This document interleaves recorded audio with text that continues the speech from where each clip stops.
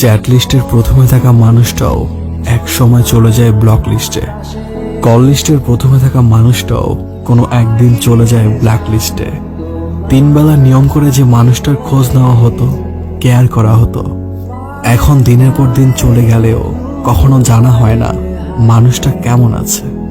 দিনে 24 ঘন্টা কথা হতো যে মানুষটার সাথে, যার সাথে কথা না হলে রাতে ভালো ঘুম হতো না। এখন ভুল করেও তার নাম্বারটা আর ডায়াল করে ওঠানো হয় না।